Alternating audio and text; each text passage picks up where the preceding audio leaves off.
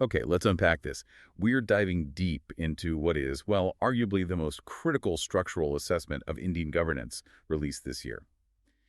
The India Justice Report, the 2025 edition. That's right. And the India Justice Report, or IJR 2025, it's so much more than just a collection of annual statistics. It's a really rigorous um, 5-year quantitative audit of the entire justice ecosystem. The whole thing? The whole thing, broken down across its 4 foundational pillars: the police, prisons, the judiciary, and legal aid. And for you, our listener, the mission here is crucial. We really need to shortcut this immense document, bypass the jargon, and get right to the structural, the undeniable heart of the crisis that's impacting nearly 1.4 billion people. Exactly. This is about transforming data into actionable understanding. So what's the big takeaway, if you had to boil it all down? Well, the report itself, it establishes this one singular, overwhelming theme that just runs like a virus through all 4 of those pillars. It's a fundamental structural flaw. A flaw that poisons everything else. It does. It undermines operational efficiency completely. It's the persistent, critical issue of chronic under-resourcing. Chronic under-resourcing. And when we talk about the stark quantitative results of that deficit, the numbers are almost paralyzing, aren't they? They are. The report highlights that the judiciary, for example, is currently struggling under this colossal weight of judicial pendency that now crosses the 5 crore mark. 5 crore! It's hard to even wrap your head around that number. It really is. That's a 5 followed by 7 zeros, a number that just fundamentally breaks the entire concept of timely justice. And that staggering 5 crore number, that is the ultimate outcome of systemic implementation failure. What makes the IJR so valuable is its really rigorous methodology. Right. It's not just about opinions. Not at all. It ranks states, but not based on ambition or promises. It ranks them on actual structural and financial capacity, measuring everything from budgets and, crucially, the actual utilization rates. The human resources, infrastructure, workload per person, diversity metrics. Exactly. And the key thing is it tracks these changes over a full 5-year period, from 2019 to 2025. That lets us see not just a snapshot of today's crisis, but the precise trajectory. So we can see where things are getting worse and where maybe they're getting a little better. Precisely. Okay, so let's start at that foundational level you mentioned. Yeah. This singular challenge of chronic under-resourcing. Now, intuitively, we assume this means the government just isn't spending enough money.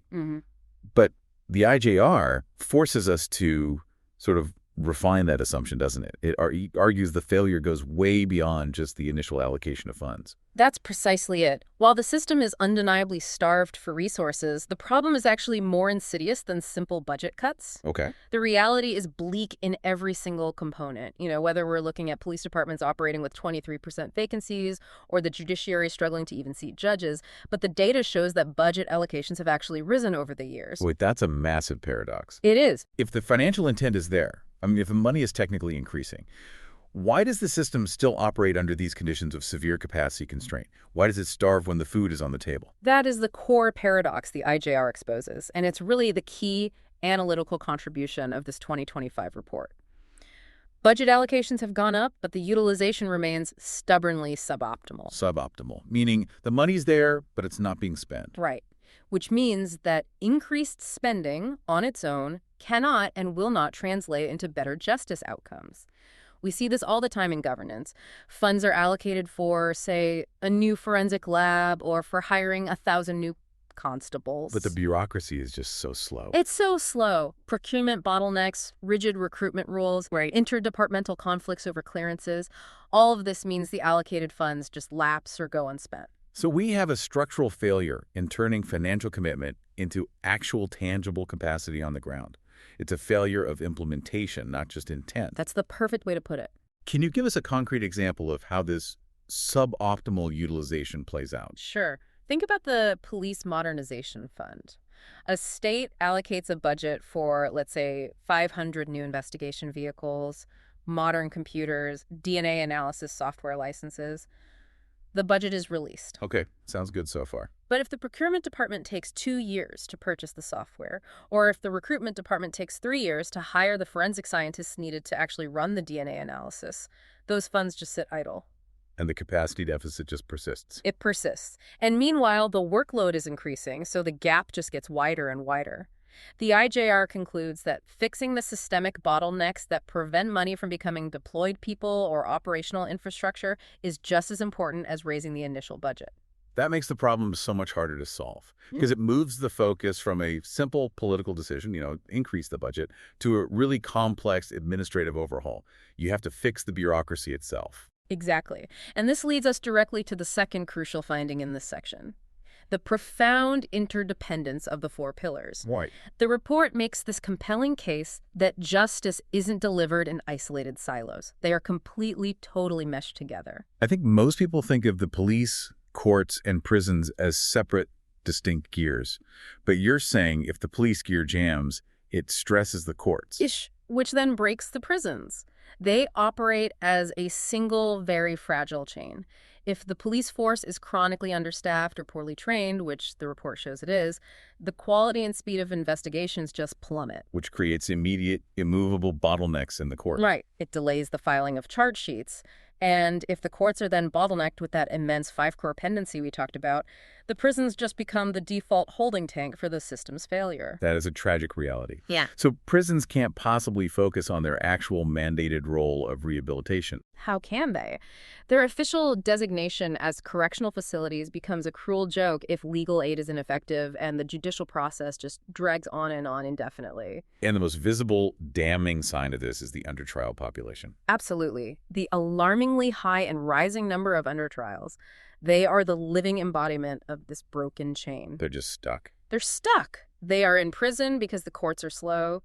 The courts are slow because the police investigations are slow and under-resourced. And the prisons are overwhelmed because the system won't move them forward. So the report's conclusion is that piecemeal reform is pointless. It is.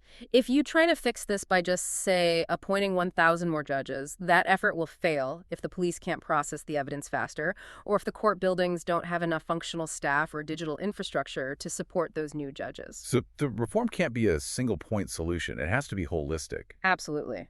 The IJR argues we need simultaneous strengthening across the entire network.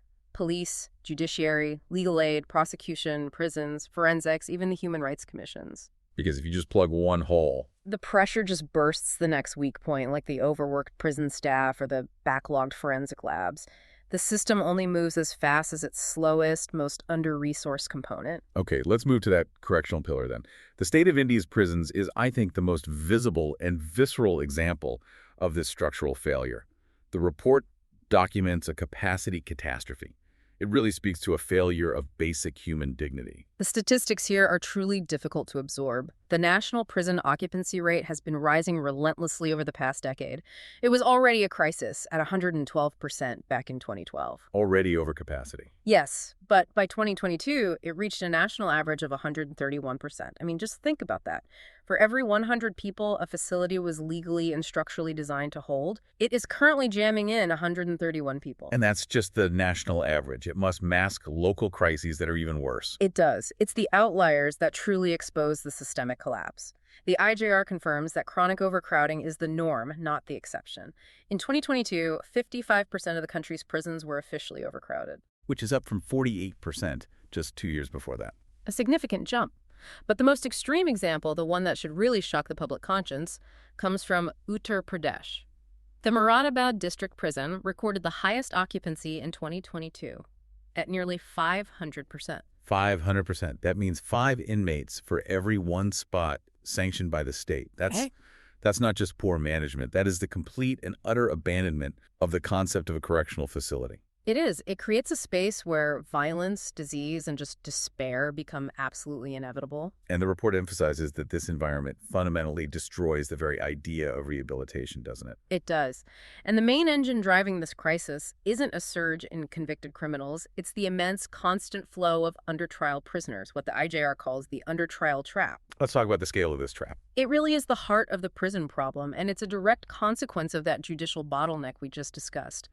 The proportion of under-trial prisoners, or UTPs, has risen staggeringly over the last decade. What were the numbers? In 2012, UTPs accounted for 66% of the total inmate population.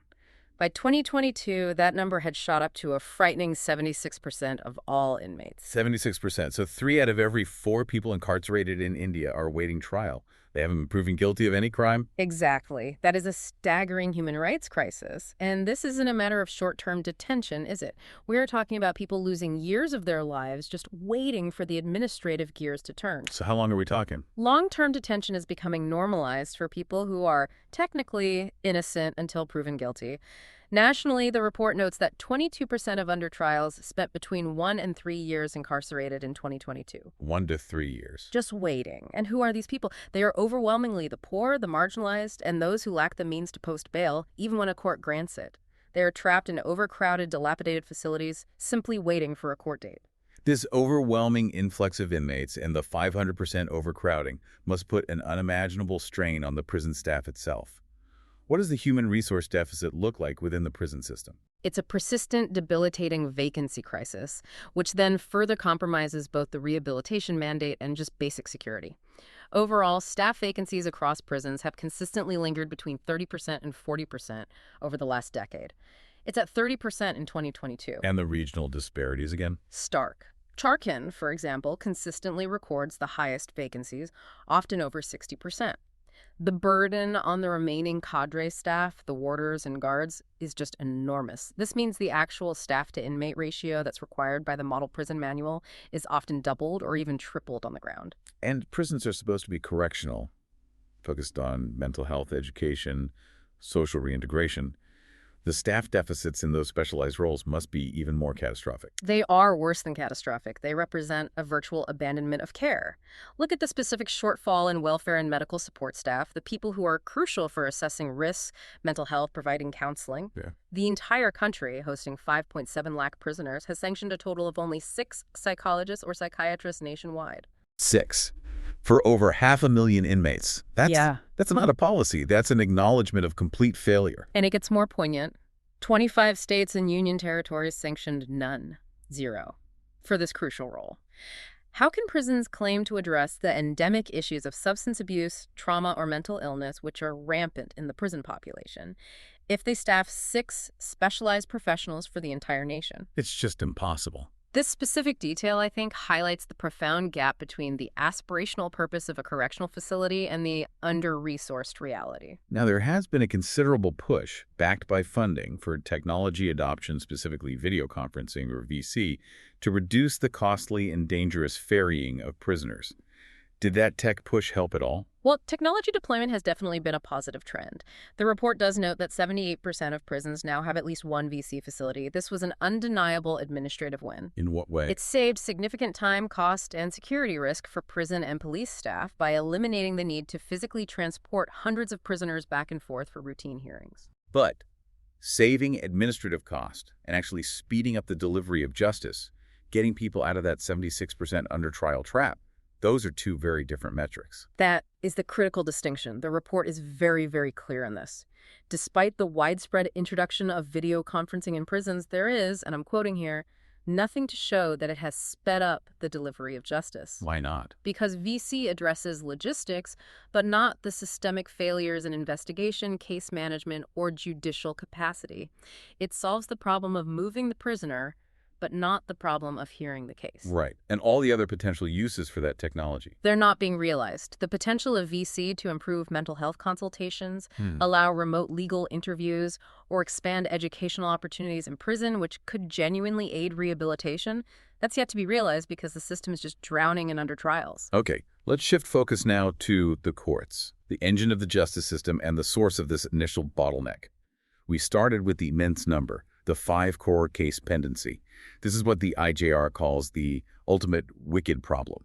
It is a wicked problem, a problem so complex and entrenched that solving one part often just exacerbates another. So this 5 crore figure. It is the nightmare scenario. Judicial pendency now crosses 5 crore cases, a figure that has devastating consequences for economic growth, for human rights, and for public trust in the system. And this immense workload is disproportionately borne by the subordinate courts, Which are the primary access point for most citizens. for 90% of all citizens seeking justice, yes. And the duration of this pendency. How long are cases languishing in these subordinate courts? When does a delay just become a denial of justice? The IJR provides really sobering data on that. In the subordinate courts, cases pending for over 3 years now amount to more than 25% of the total pending cases in 22 of the 25 ranked states. So in most of the country, 1 in 4 pending cases has been dragging on for more than 3 years. That's the reality. And then again, there are the outliers that just illustrate total systemic failure. Like Bihar. Exactly. Look at Bihar. The figure for cases pending over 3 years hits a massive 71%.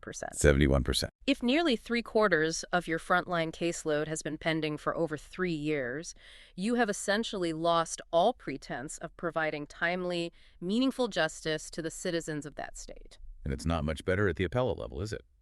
The high courts suffer from a similar entrenched problem. The high courts suffer severely from long-term delay. Nationally, the share of cases pending for more than 5 years in high courts stands at an alarming 51%. Half of the cases have been sitting there for over 5 years. We're talking about half of the high court workload having sat unresolved for over half a decade. And you have to imagine the complexity and constitutional importance of the cases that reach the high court. Delaying them for 5 years can collapse businesses, ruin political careers, or leave entire families in limbo.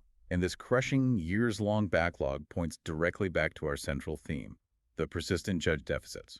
You just can't process 5 crore cases with a part-time staff. The deficit is completely structural. The total sanction strength for lower court judges stands at 25,771, which equates to an average of just 18 judges per 10 lakh population. Which is already low. It is. And while some states show initiative, Uttar Pradesh saw the largest increase in sanction strength, going from about 2,500 to 3,700 judges. These efforts are constantly offset by 2 key problems. First, the pace of recruitment is agonizingly slow. And second, the number of required support staff is never adjusted to match the judges. You get a new judge, but no one to support them. let's focus on the high court level again. Where are the vacancies most debilitating? The high courts suffer significant pain points. Punjab, for example, saw its high court judge vacancies increase dramatically in the assessment period, from 22% to 40%. Wow, almost double. And compounding this, high court staff shortages, the clerks, administrative officers, research personnel in Punjab are around 35%. Without that support infrastructure, even if you fill the judge vacancies, the operational capacity remains completely strangled. And this deficit forces the existing judges to bear truly unimaginable loads. Give us the hard numbers on that workload. What are the most extreme examples?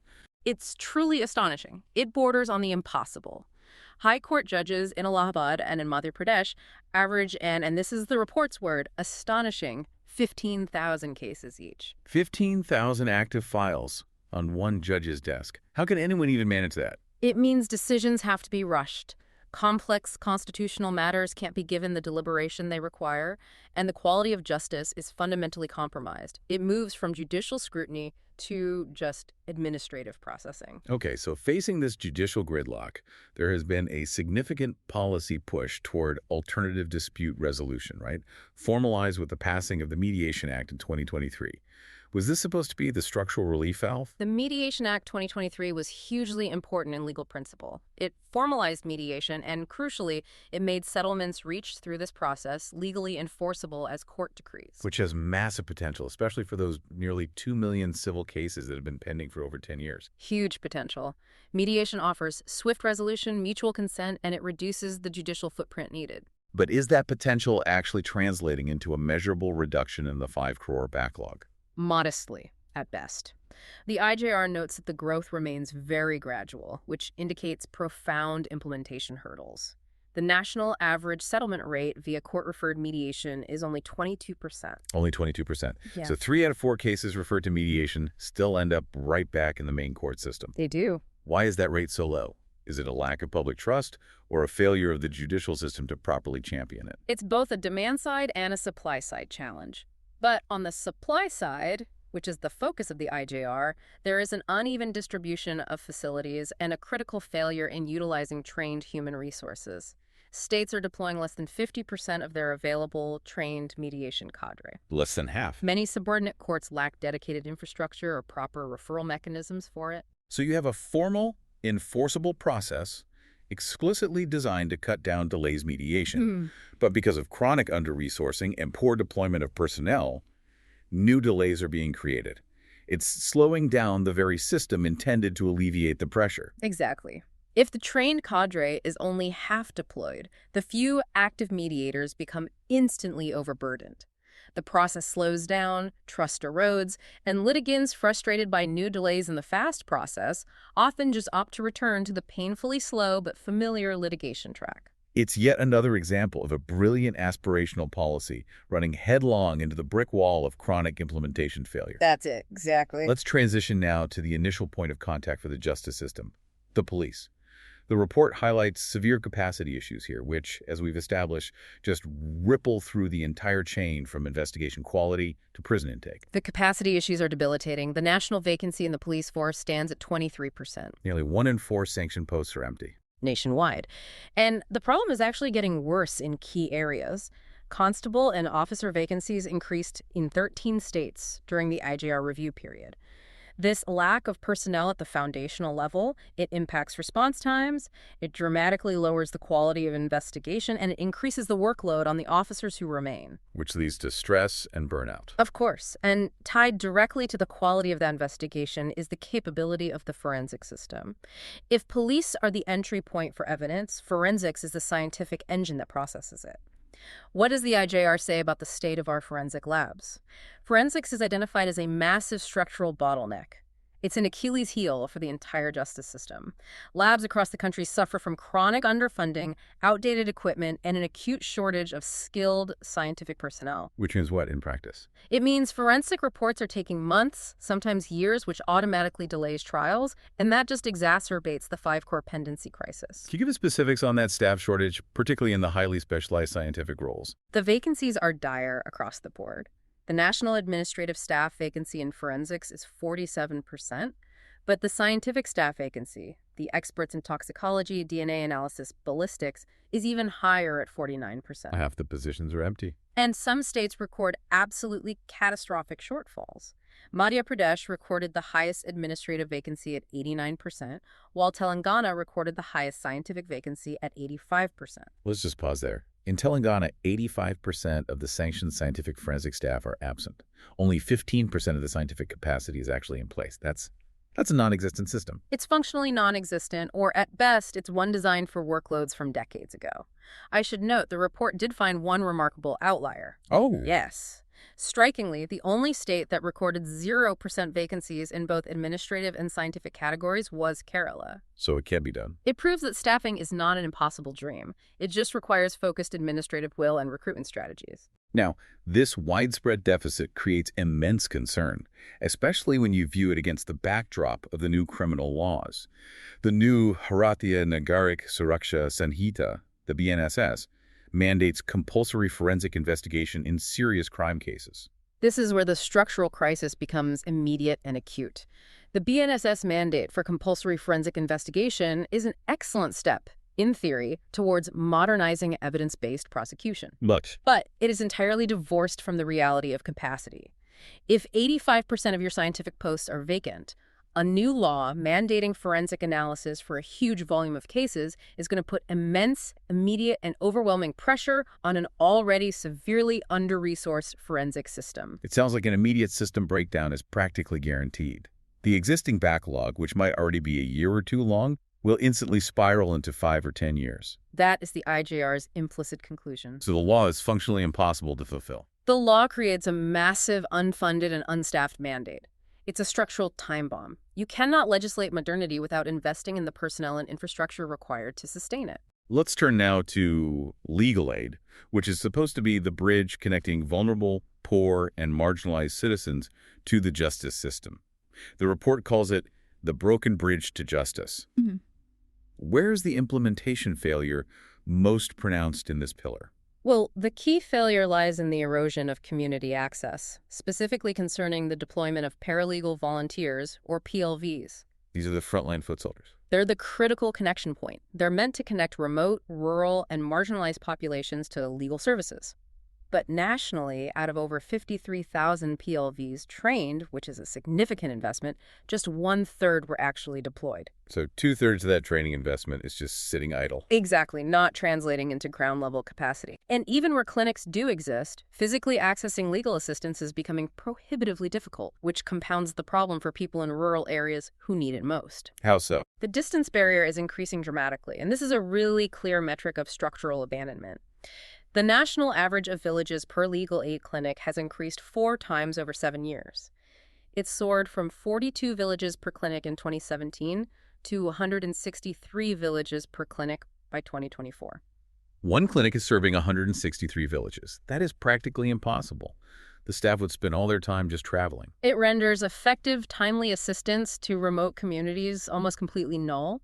It negates the foundational idea of accessible legal aid that's mandated by the Constitution. It creates a token system rather than a functional one. Okay, let's look at the effectiveness of the mechanisms designed to address the most egregious consequence of all this failure, the under-trial crisis. We're talking about the under-trial review committees, the UTRCs. Yes, and the support to poor prisoners scheme aimed at those who can't pay bail. These mechanisms, often mandated by the Supreme Court, are designed to preserve liberty. But are they actually providing relief? They exist on paper, but the implementation failure is glaring. The UTRCs are tasked with identifying under-trials who are eligible for release or bail assistance. But the IJR shows a direct measure of policy failure. Between April and December 2024, of all the prisoners identified for review by UTRCs, only 56% were actually released. So even when the system identifies a prisoner who has been granted bail but is too poor to pay for it, or is eligible for mandatory release, nearly half of them remain incarcerated. They stay locked up due to bureaucratic hurdles, poor follow-through, or a lack of coordination. It's a direct measurement of systemic cruelty and implementation failure. It is. The failure to release these already identified poor prisoners contributes directly to the 76% under trial population in those desperately overcrowded jails. It demonstrates that the lack of resources and bureaucratic inertia ultimately trumps even the clearest legal and constitutional mandates for liberty. Now, the IJR isn't just a document of national deficits. It provides a fascinating, crucial look at regional performance through its ranking system. And this data highlights a pretty stark north-south divide in structural capability. The regional disparity is one of the most consistent and telling takeaways from the IJR, year after year. The southern states consistently dominate the overall ranks, occupying the top 5 positions. And who's at the top? Karnataka, in particular, takes the top position, with Andhra Pradesh climbing significantly to second place. So whatever capacity-building metrics the report uses, budget utilization, recruitment effectiveness, judicial infrastructure, the southern states are demonstrating greater structural capability. What are they doing right that states in the north or east are struggling with? Well, the report suggests several factors. Southern states often demonstrate stronger adherence to administrative timelines, better public finance management, which leads to higher budget utilization, and more stable political commitment to staffing key judicial and police roles. So they treat the justice system as critical infrastructure. It seems so, not as a necessary evil, but as something requiring constant maintenance and oversight. And this performance contrasts sharply with stagnation or decline elsewhere. It shows that structural capacity isn't set in stone. Right. Maharashtra, for example, a traditionally strong performer, saw a significant decline from its previously held top position. And we even see structural instability within the South. Tamil Nadu saw its performance in police rankings decline steadily, falling from number 1 in 2019 all the way to 13th in 2025. That's a dramatic drop. It is. It suggests that either the administrative focus shifted or persistent vacancies were just allowed to accumulate without any corrective action. This inconsistency and structural abandonment is powerfully reflected in the crisis facing the state human rights commissions, the SHRCs. The IJR dedicates a segment to this, doesn't it? It does, and it illustrates a collapse of essential oversight mechanisms. The SHRC crisis is a perfect microcosm of the overall systemic issue. These commissions are vital watchdogs against state excesses, particularly within police and prisons. Yet they're severely dysfunctional. Severely, due to a lack of investment and focus. The report highlights that 4 commissions, Haryana, Jharkhand, Karnataka, and Telangana, had neither a chair nor an acting chair in 2024. a completely headless organization. It can't function, it can't investigate, it can't hold power to account. Precisely. And the absence of leadership isn't temporary in some critical states. Chhattisgarh, for example, has been operating under an acting chairperson since 2018. Since 2018. And on top of that, administrative vacancies persist, staying above 60% in both Chhattisgarh and Uttar Pradesh. This demonstrates a structural abandonment of these vital human rights oversight bodies. And when the mechanism meant to investigate police and prison excesses is itself paralyzed, accountability just collapses. It does. It allows the problems we've discussed, like 500% overcrowding, to fester without any official scrutiny. Now, we've painted a deeply concerning picture based on the quantitative data from all four pillars. But to avoid painting a purely bleak picture, we have to ask, are there any areas where positive efforts are evident? A path forward for states that are struggling? The IJR isn't just an indictment, it's a roadmap, and it does acknowledge several positives. There has been a steady growth in budget investment overall, which shows good intention, even if utilization remains poor. That's something. We see improved gender diversity within the lower judiciary and police, which is a slow but significant cultural shift. And court hall infrastructure, especially concerning digitalization preparedness, has improved somewhat. And the push for technology adoption, while it failed to speed up justice delivery directly, it does create better platforms for transparency and administration, right? Yes. The report emphasizes the importance of digitalization. The expansion of the National Judicial Data Grid, the NJDG, offers crucial transparency on pendency. The push for e-filing aims to streamline court processes, and the development of the NALESA platform for online legal aid tracking. These are all creating avenues for efficiency. They are. But the report cautions that uptake remains inconsistent, and technology is often hostage to foundational factors like unreliable power supply, poor bandwidth, and just entrenched resistance to cultural change. Technology is a tool, not a cure. So bringing all these threads together, the 5 core cases, the 131% overcrowding, the BNSS mandate meeting 85% forensic vacancies, the plummeting legal aid access, what is the ultimate requirement that emerges from this deep dive? The ultimate takeaway is that the gap between aspiration, the constitutional ideals of equality and accessible justice, and implementation is, in the report's own terms, a profound failure. The requirement is transformative change that demands sustained political will and a significant decade-long commitment to increased investment and, crucially, administrative efficiency. And specifically, structural reform, not just relying on individual efforts or piecemeal solutions. The task is crystal clear. The IJR proves that making the justice system better requires systemic, structural intervention like filling every mandated vacancy, ensuring 100% budget utilization, mandating transparent data systems, rather than just relying on individual judges or police officers trying to solve these endemic nationwide problems on their own. We have to fix the foundational structures first. Absolutely. That was a deep and essential dive into the India Justice Report 2025.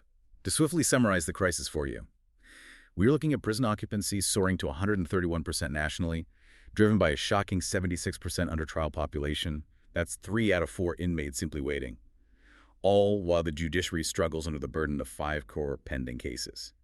We see the sharp contrast in regional performance and fundamental staff deficits in every single pillar, from police to the forensic labs facing imminent collapse. And the IJR 2025 is far more than just a statistical document of record.